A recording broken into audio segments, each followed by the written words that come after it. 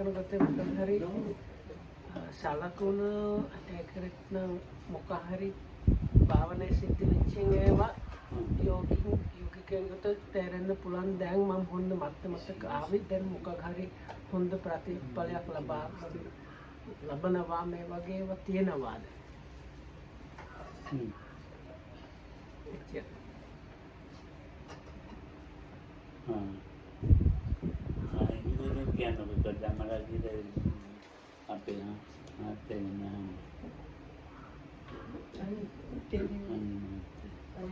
දැන් මට තේරිච්ච විදිහෙන් දැන් ඔකම කිව්වා අර දැන් චූලසෝතාපන්න මට්ටමක් තියෙනවා. මේ වගේව ඒවත හරි අර භාවනා සිද්ධ වෙච්ච ඒවා දෙයක් තියෙනවාද? ඒකකින් ඒක දැනගන්න පුළුවන්. ඒකකින් මොකද නේද? කාවුරු නැද්ද බෝධි කවුද? නෑ ඒක වෙගෙන තමයි අර ගොඩක් බතහිර ඉන්න මිනිස්සු අර කොයින් හරි අර සතිපට්ඨාන ක්‍රම ඉගෙන ගත්ත ඊට පස්සේ වැඩි තනින් භාවනා කරනවා. තනින් භාවනා කරනකොට මේ වගේ සිද්ධ වෙනවා. අපි දැන් දන්නා දැන් හරි ගියා හොඳ මට්ටමකට ආවි. මම නම් කියන්නේ භාවනා කරන ගුරුවරයෙක් ඕනේ. So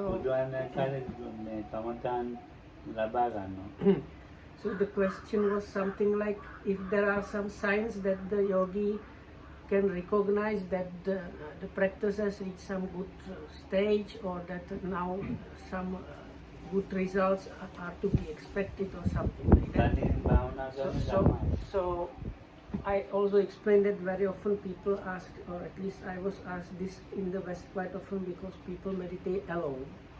So Kwam says his take on the thing is if you want to meditate, you need a teacher. So then really it's the job of the teacher to know these stages and places. It's not up to the yogi but to the teacher that is giving the instruction.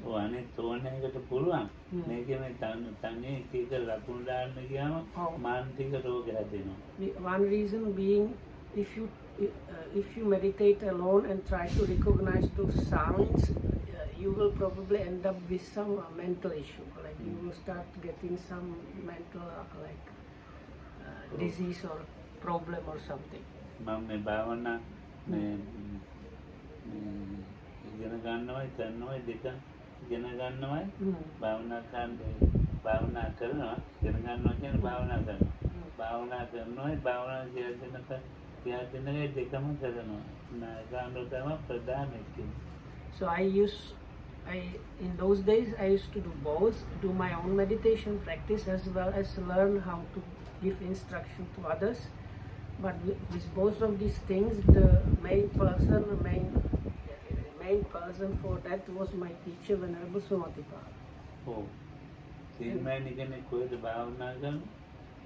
so there was this nun that learned meditation from somewhere.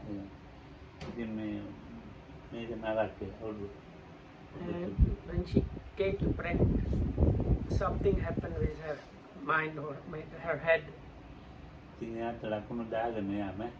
Called it. Oh. So this particular nun somehow thought she was now an anagami. Non-returner. Oh.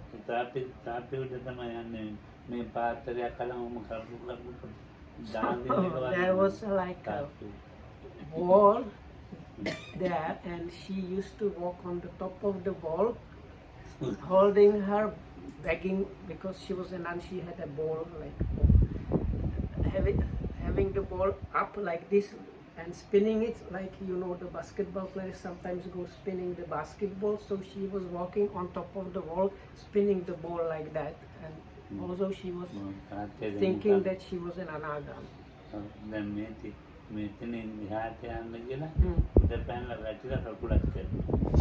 Then she wanted to go somewhere and jumped and broke her leg.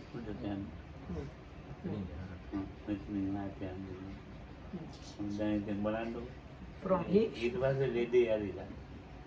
කකුල ගන්න පස්සේ after she broke her leg, again භාවනා අතර කෙරුවා. නැති කකුල ගැටුණානේ මෙතනින් කැඩිලා.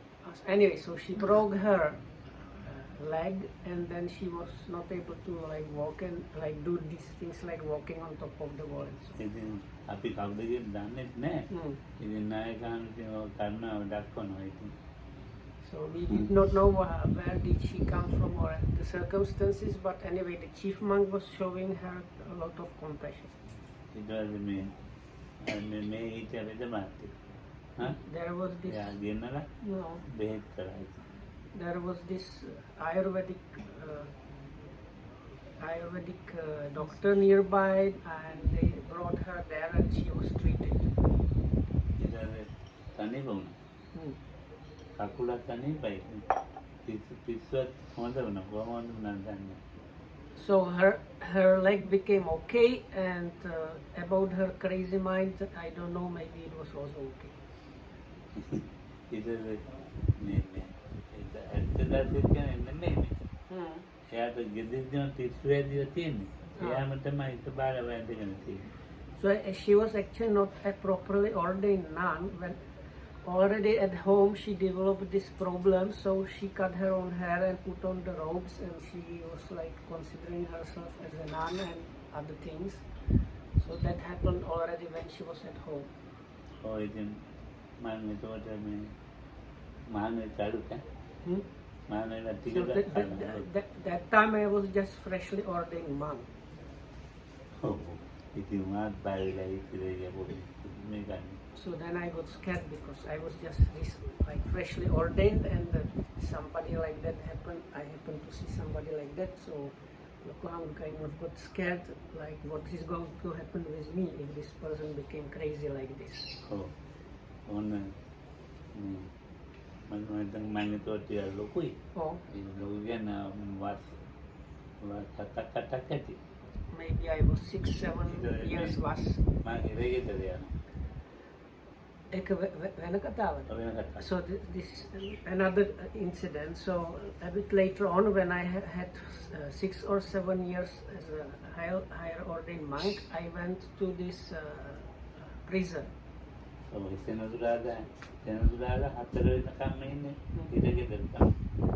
So Senasurada. Every Saturday until 4 o'clock, I was staying there in the prison, like probably like teaching the monks, the inmates, and doing some meditation or something.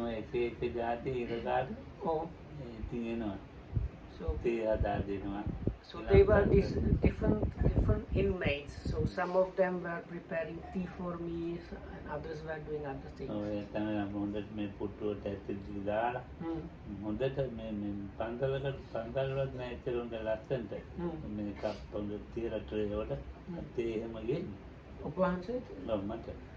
So they had the place prepared for me was better than many temples. So they had like big chair and a nice rug and everything nicely clean and prepared, and when they offered tea they brought it like on a nice tray, so it's like full service.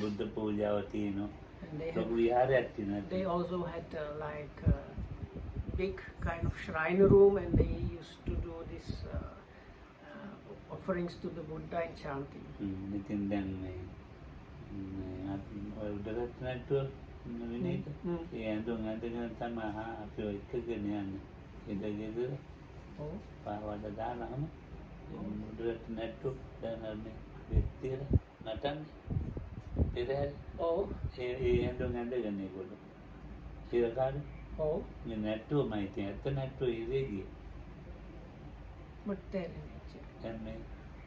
Perehara තියෙන නැතුම් පෙරහැරේ තියෙන ලස්සනට ඇඳගෙන ඒවා ඇඳ ගන්නවා.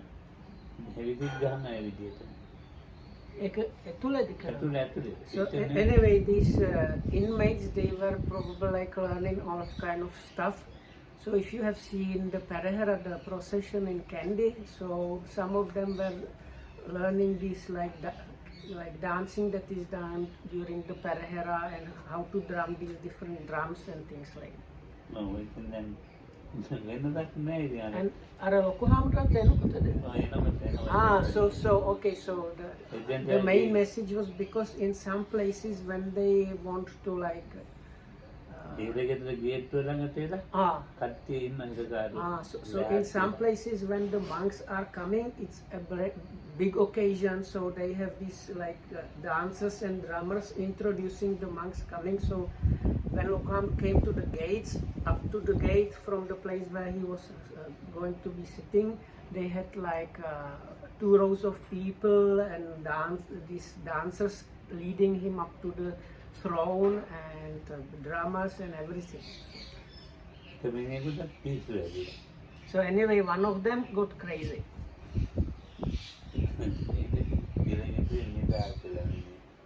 And he was released, I think. පිස්සු නිසාද? නෑ කාලෙත් ඉවරයි. මිනිහට මේ භාවනා කරන්න හොඳට. So this crazy guy anyway, he was later on released from the prison, but when he was there, he was practicing nicely some kind of meditation.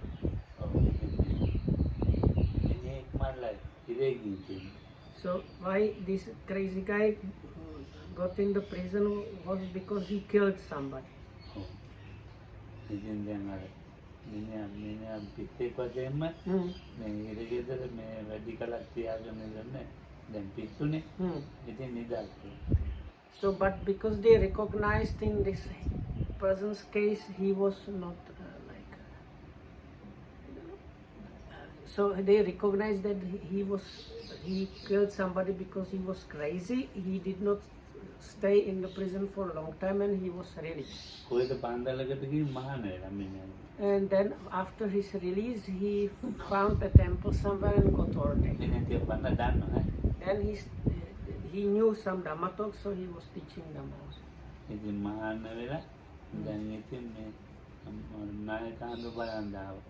And then he came already ordained to see Lokohandu's teacher, Venerable Sumatipala.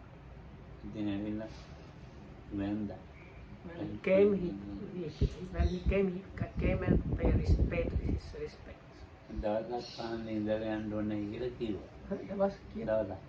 So he said, when he paid respects, he informed us that he was going to stay only one day.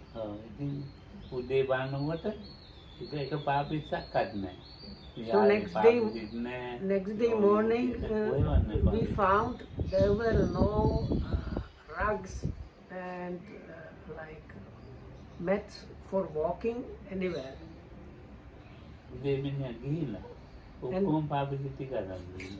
So when he was leaving, he removed all the doormats and like mats for walking and rugs. So all these things he like removed.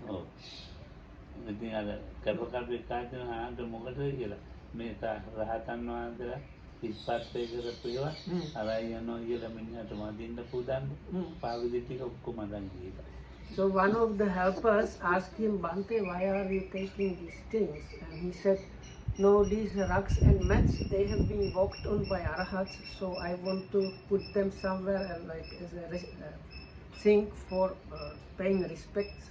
So that's why I like removed them. So then they told him, okay, go ahead. So there are crazinesses like that. No, and sometimes people cannot understand that the other people are crazy. There was another incident that was from the time when I was still not ordained.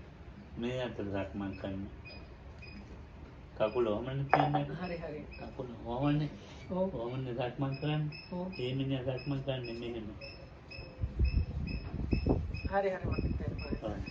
So this normally when we are instructed to do walking meditation, you face forward and just walk normally. So this person faced his right or left side and he was like walking to the side basically. Yeah, like a crab, yeah. So somebody asked him, why are you doing the walking meditation in this way? So he says, you see that blackbird over there, she told me, oh, okay, in English it's not she.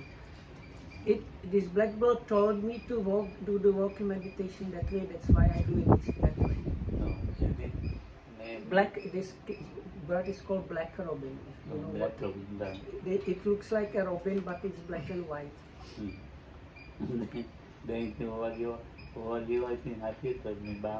So if you go to meditation centers, you find any number of people like that.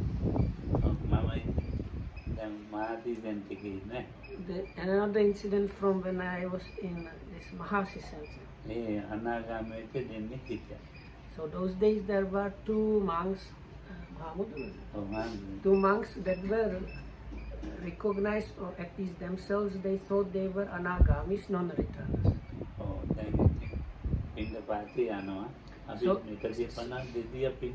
So now in Mahasi center, what they do, all the monks, they go arms round in the morning. So there were, at that point there were maybe 200 monks, 150, 250, that amount of monks. So all of them, let's say 200 monks, used to file up and go for alms in the city.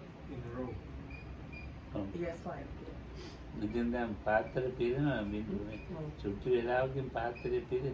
So if you go like this, within short time your ball is filled up.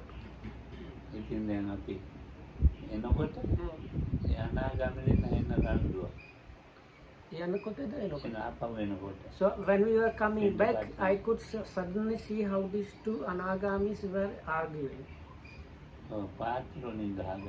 And then they started using their own balls as argument, piece of argument. So they started hitting one another with their balls.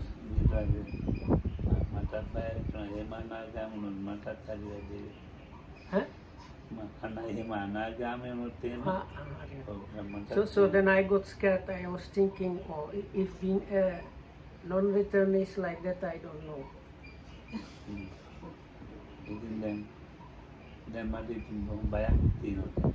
So then at that point he had kind of fear.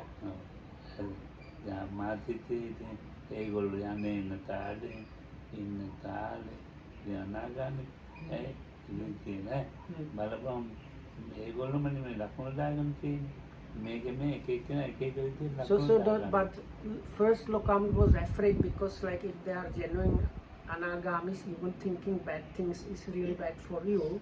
But later on he learned that they themselves came to the conclusions that they were anagamis. So this is referring to the question, like coming to a conclusion about your own practice like that is a very dangerous thing.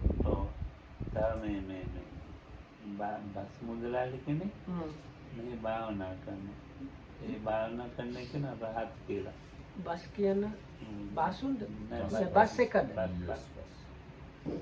Bus means like vehicle. Okay. So there was this like bus owner, something like that. Let's say bus owner or somebody that was owned many buses actually, probably. Anyway, he he came here to the Kandubara center to meditate, and he became an arahat according to his understanding.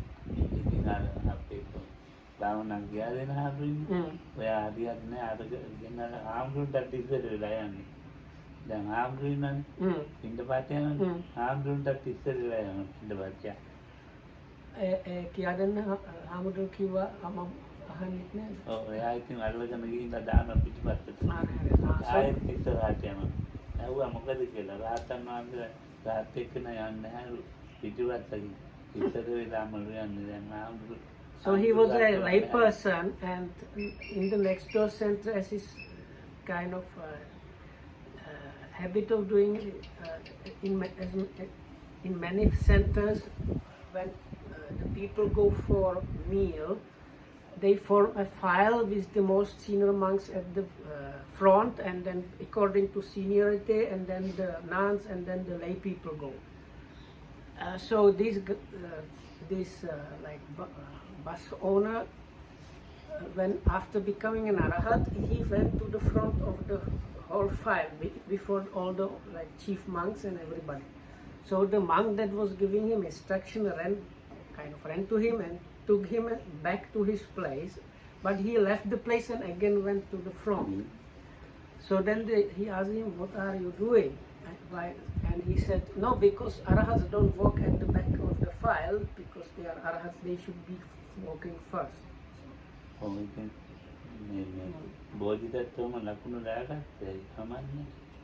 So then there are some people that have bodhisattva.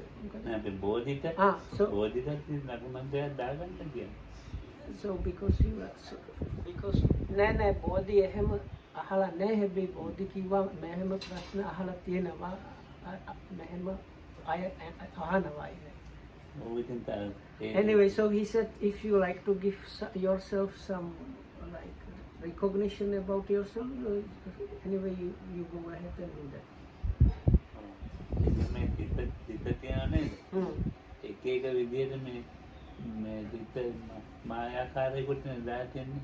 So now the mind is like a conjurer or a kind of trickster. So it conjures all kind of stuff and puts it in front of us. So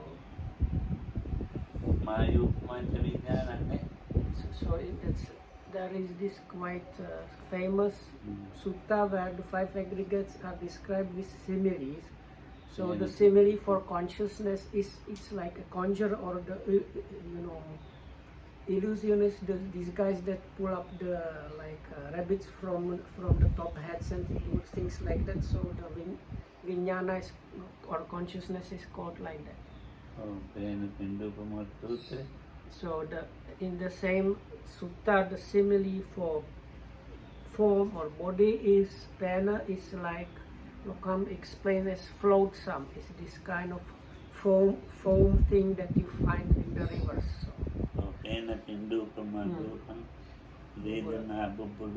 So then the Vedana or feeling or experiencing is likened to a water bubble. And Sanya is given the simile as mirage. Everybody knows what mirage is.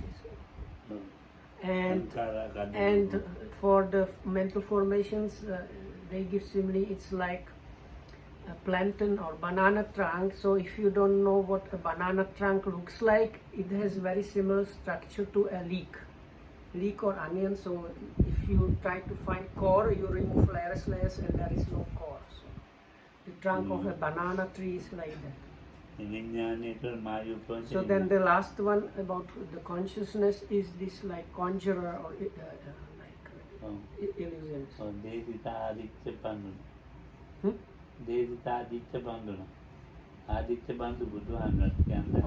this has been explained by the relative of the sun, so that this is another epitaph of the Buddha. They called him like relative of the sun. Then it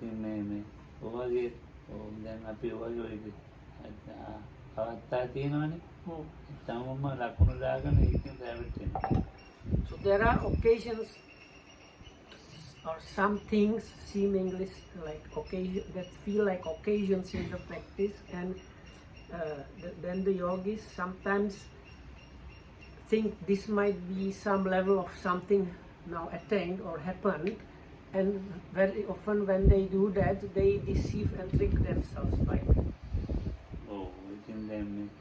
Like they get fooled by that what happened, and that's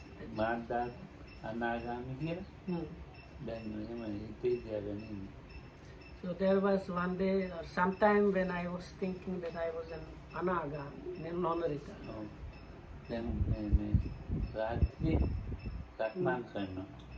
I was doing walking meditation at night.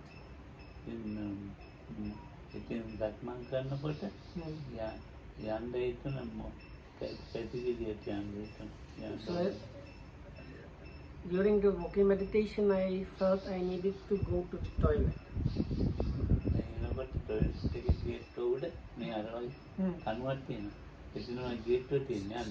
So now, Lokamdu needed to, like, when he was walking to the toilet, there was like a beam overhead beam, and oh, මෙහෙම ඇතින්ද බලපුවම ලොකු පොළොන්නක් තියෙනවා එතන. and as Lokamru was approaching this beam, wooden beam, it seemed that a big viper snake was coiled on top of that. දැන් ඉතින් යන්නේ කොහොමද? හරි. Then but it was like the beam was basically over the toilet door. So Lokan needed to use the toilet, but then the beam over the door was where the viper was coiled. සාමාන්‍ය මේ කවුරුත් පෙන්න කවන්නේ කියලා කිය. ඊම් බලපන් කාම්බයක්. මට හරි දැන් මගේ අනාගාමීකම ඉවරයි. කාට හරි පෙන්නුණාද ඒකද? නෑ මතුණයි කම්බේ කියලා තේරුණේ. So then I went closer and I thought I have to check it for myself. So when I got closer, I recognized it was a rope, coiled rope. But at that point, I understood how my non-returnership has disappeared. I was thinking, what kind of non-returnership is this if I am afraid like this? Then I took this rope and I threw it away.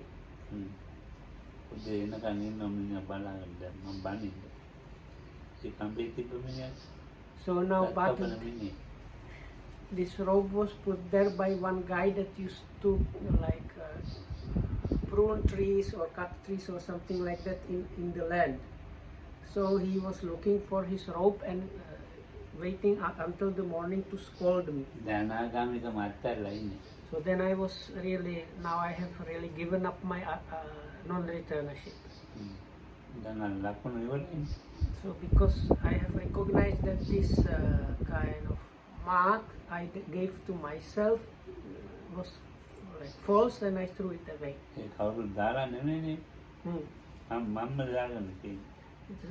Once again, it was occasion when it wasn't that somebody told me that I was a non-returner.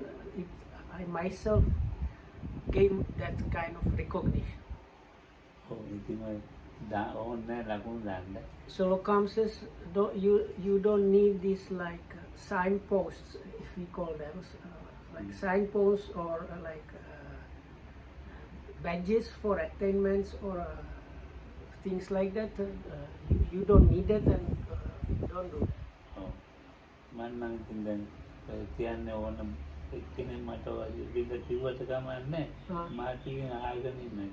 Sometimes people come and tell me that.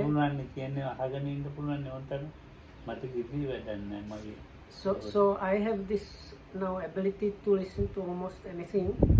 So when they come and start giving me these long stories, how they have something or another, so I am at least able to sit there and listen to them, even though it's completely useless to me actually.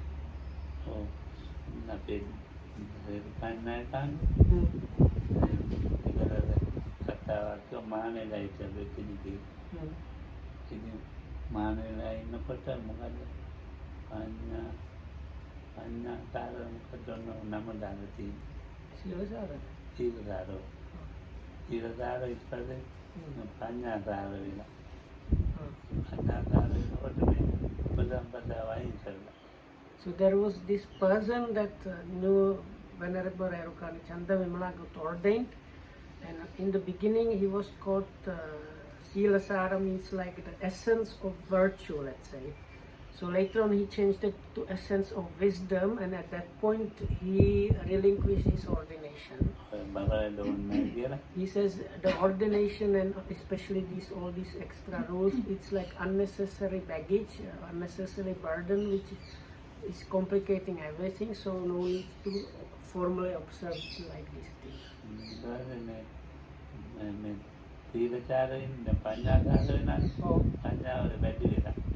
So then his wisdom, because now he was called the essence of wisdom, so his wisdom has gotten much deeper even.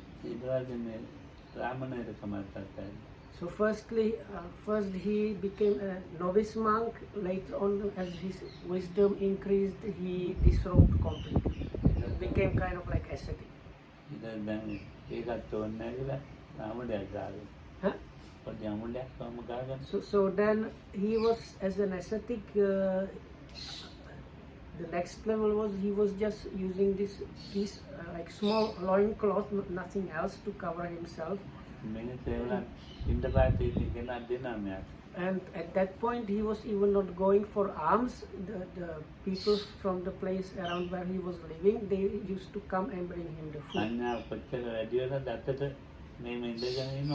So then when then his wisdom increased so much that he told them, I accept only what is given to my hand. So when they brought food, he had hands like this, and what they put on the hand he would eat and nothing else.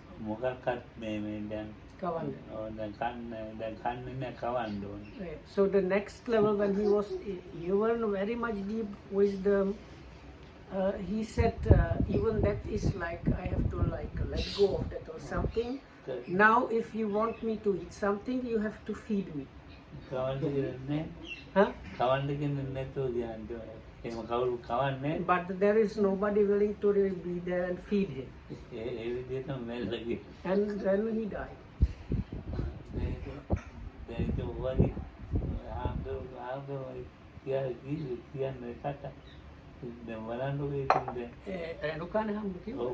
So Lokam heard about this story.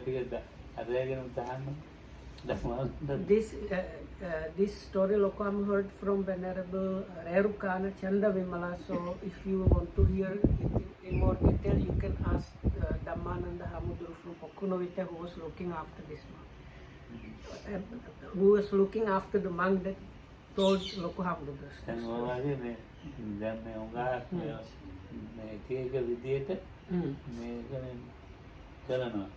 So there are people like that are really like unbalanced.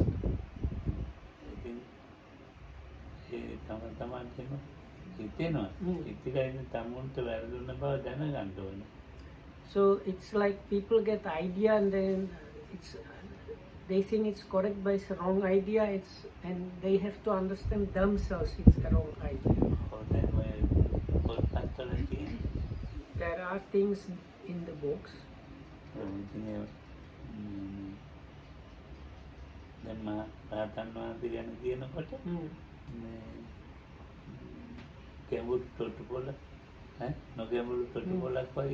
So Lokam says somewhere, you can refer, Lokam says the kind of explanation about the quality of the Arhat is, he is like a shallow ford, like fording place in a river. So if even a smallest bird can go there and drink safely water. So that means like the Arahat is completely approachable person according to what Lokam says. Because it is the Arahat who is completely free from any kind of mental problem or issue whatsoever. For it is for the Arahat where you can say all his mental sicknesses have been now finished, his or her. So that Arahat stays, you can understand in how much freedom an Arahat stays. Now there are something called, in English usually it's translated like samsaric habits. So they are kind of habitual things from the different lives that have nothing to do with wholesomeness or unwholesomeness. It's like way of behaving that is not good or bad.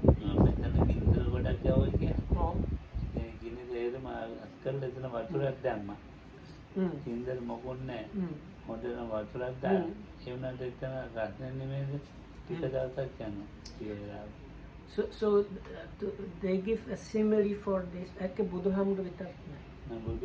So this is for Arhats that are not Buddha, but for all the other Arhats, this is there, and it's explained like this.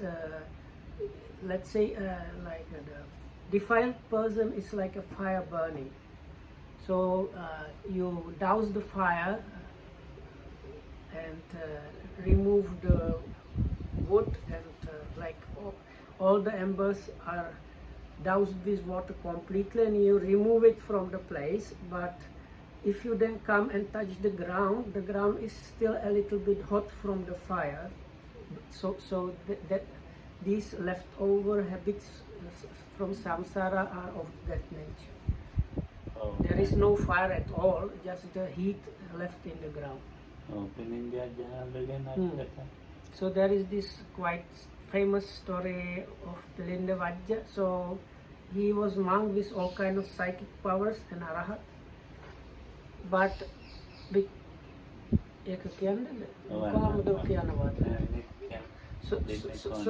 so like to cut it short, so basically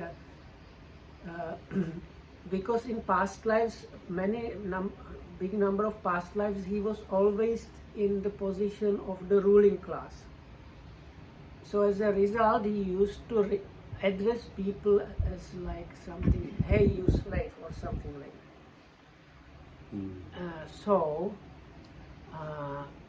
Now he was, because, and it was his habit, he was not trying to like offend anybody, it was just for expression he used to use. So then he was addressing some people like that, and then everything was explained, but he was an arhat with psychic powers and still used to do this one. No, karate manadi kira? Huh? Me beti kiu? Huh? Tipili karate? Ah yeah, so once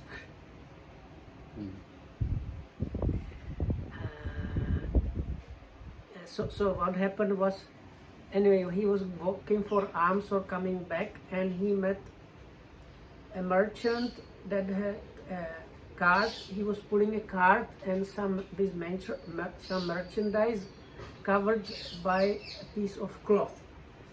And when they kind of met, they started talking or something. Anyway, so then this monk asked him, so anyway, merchant, what are you bringing to the town in your cart? But he didn't say, my mistake. He didn't say, oh merchant, what are you? So he said, oh slave, what are you bringing to the town? And this merchant got upset because like, I am no slave, I am a merchant. So he said, I am bringing rat's droppings. And because this monk had psychic powers, when he said it is rat's droppings, all his merchandise became rat's droppings. So then when he came to the like town square and wanted to like, so he found that he has only rat's droppings. So from there is like background story that he came to ask forgiveness, and everything became like back home. Then the king heard about this, and all kind of other things started happening. But it started when this monk addressed him as slave, so or either slaves or outcast.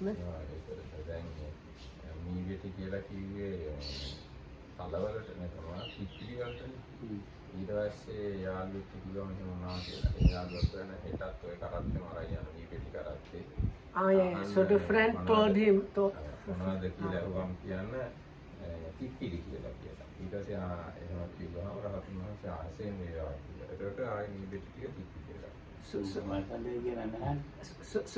Anyway, so the exact wording was like outcast or slave is better, I don't know. Outcast.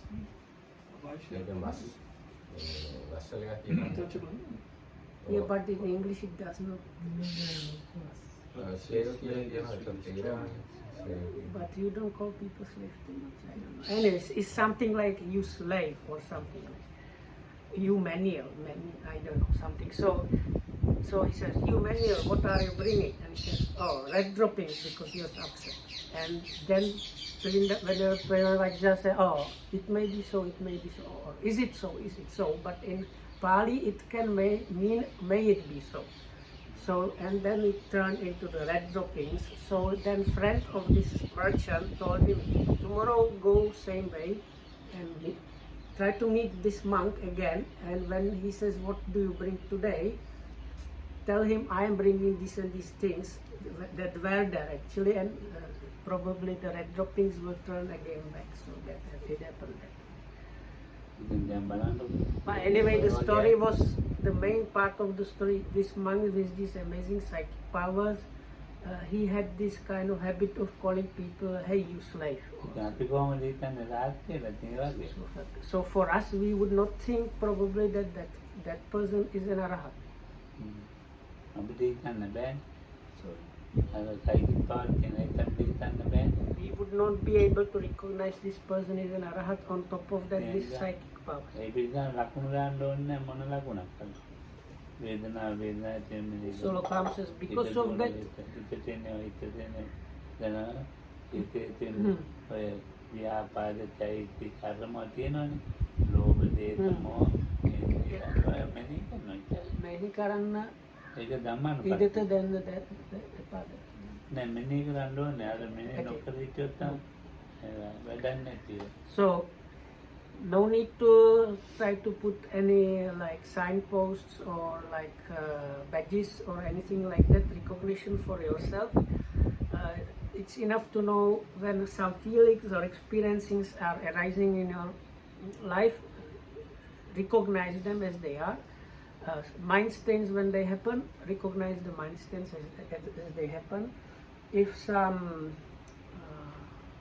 like bodily things happen, know the body as it is.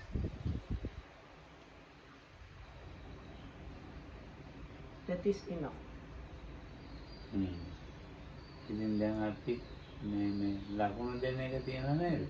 ඒ ලකුණු දෙන එකෙන් වෙන්නේ ඉන්නේ පාඩුවක් භාවනා කරන කෙනාට. So maybe I was thinking of good English word. We might call it self-assessment. Let's call it self-evaluation or self-assessment, to give it some better word. So Lokam says that is actually the problem. So don't try to do that. Stay away from that. ඉතින් අපි භාවනා කරනකොට ඉතින් අර ඒකින් දැන් දවසම ඒවා ඒ ලකුණු එක දෙක දාගත්තාම ඉවරයි. So Lokam says if in one day when you are practicing you put one or two self-assessments or self-evaluations,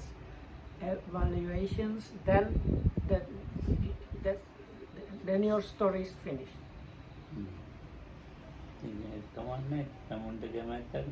But if you like to do that, it's also okay. It's your, if you like to do that.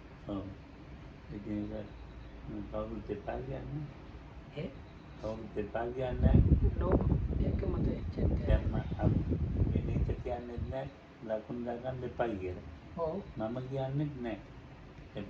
Then එපා කිව්වනේ. ඔය එපා කියලා කියන්නේ එයා එහෙම ලකුණු දාගන්න එපා කිව්වට දැන් එයා හිතනවා ඒකට මේ අපි දන්නේ නැහැ. Okay, so no, I was confused because Lokam suddenly says nobody is telling you to not to do that. So then I was confused what is happening, and Lokam says no, because these people, even if we tell them it's better to stay away or not to do that, people think, especially if already they have put some assessment, they think they have something. They think that Lokohamdur or me say this because we don't know or we are jealous or something like that. So then they don't accept the advice of not doing that and keep their evaluation. Oh. Mama itself. Before I කුටි කඩලා කුටියේ තියෙනවා එම පිටරනේ කඩලා හතේ කාමරේ භාවනා කරනවා. Oh. ඉතින් මේ ටිකක් කඩවල වැටිලා භාවනා කරනකොට ඇවිල්ලා ඉතින් තෝච්චය ගියා. මම ඇත්තටම වහකට කොණ්ඩක් කියන්නේ මේව හොඳම ලොකු මේව එකක් තෝච්චය ගියා. ඒකට මාව නිකන් ගැස්සුණා. ඒ තෝච්චය මොනටද ගැහුවේ? තෝච්චය ගැස්සුණා. එයා දන්නේ නැහැ. එයා නිකන් බලාගෙන ගියේ. ඒ ගැස්සෙත් එකෙන් මට හරි අමාරුයි. ඔළුවේ කැක්කුමයි භාවනා නතර කරා. ඊට පස්සේ මට අර මේකේ තෝච්චේදී වැඩිච්ච පාඩ පොළොව ගැස්මට තුන දවස් දෙකක් විතර මේ බුදිය ගත්තා. භාවනාව අතහැරලා. ඉතින් අපි දැනගන්න ඕනේ. So Lokam says this is something that happened to him. That time he was meditating quite a lot. And he was staying in a place which was like being rebuilt or something. So anyway, it was quite dark and somebody was just going around and using torch to see what the surroundings were. And as that person was using the torch, it hit Loko Hamdo in the face. But when this light of the torch hit Loko Hamdo's face, it kind of had very strong influence on him. So he said immediately as soon as he was hit by the light, he got really bad headache and he had to stop meditating completely, and he spent the next two or a bit more days sleeping and just like getting this, because he was like shocked and shaken and headache and everything. So he had to wait for this to get it out from his system, and only then he could start his practice again. Oh.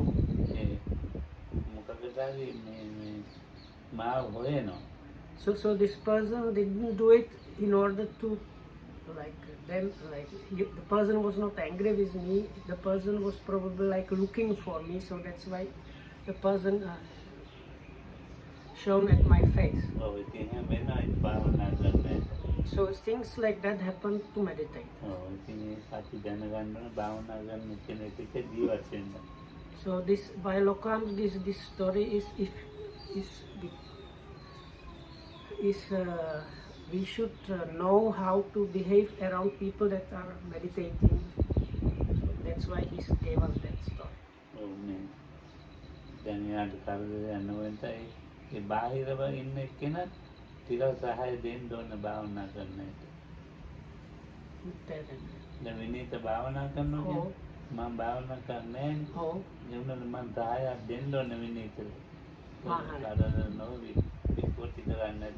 So like people that are not practicing should ideally support the people that are practicing, at least a little bit. So if that is not happening, then that itself is a kind of shortcoming there.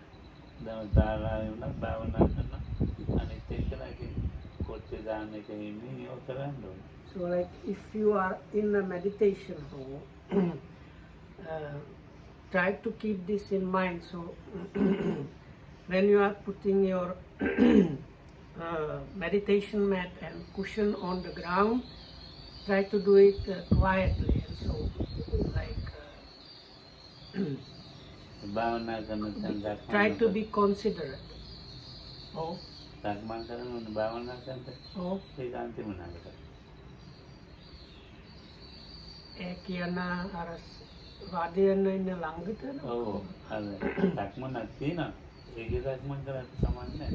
Or if doing walking meditation somewhere where other people are sitting is also bad. So like in our hall we have place for sitting and place for walking meditation. So if you do walking meditation in the past, well, for walking meditation no problem, but if you imagine somebody walking in the middle of the hall for sitting, that's what Lokam meant. So we need to be considerate and know about these things. Anyway, that should be enough. May you be well and happy.